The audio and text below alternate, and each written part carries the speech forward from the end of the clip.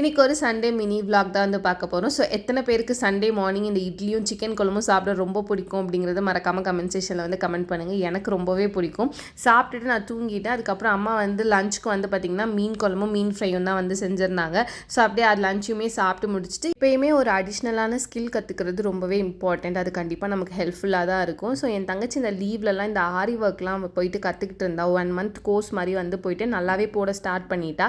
அதுக்கப்புறம் இதுக்கு முன்னாடி நாங்கள் ரெண்டல் ஹவுஸில் இருந்தோம். அங்கே நிறைய பேருக்கு அக்கம் பக்கத்தில் போட்டிருக்கா. வெட்டிங் ப்ளவுஸ் கூட வந்து போட்டிருக்கா. இது வந்து அவள் ஃப்ரெண்டுக்காக போட்டேன் அப்படின்னு வந்து சொல்லிட்டு இருந்தா. இதுலேருந்து வர மணி வந்து பார்த்திங்கன்னா அவள் ரீசார்ஜ் அதுக்கப்புறம் அவளுக்கு தேவைக்கு யூஸ் பண்ணிக்கிட்டு இருந்தா. அதுக்கப்புறம் அன்றைக்கி நைட்டே நான் பெங்களூருக்கு வந்து கிளம்புற மாதிரி இருந்துச்சு. ஸோ இட்லி பொடி அதுக்கப்புறம் அரிசி எல்லாத்தையும் பேக் பண்ணி அப்படியே வந்து 7 o'clock பக்கம் நான் கிளம்பிட்டேன். 9 o'clockலாம் நமக்கு கோயம்பேடில் வந்து பஸ் இருக்குது. எங்கள் ஊரில் வந்து கோயில் திருவிழா. ஸோ அதை அப்படியே வேடிக்கை பார்த்துட்டே போயிட்டு இருந்தேன்.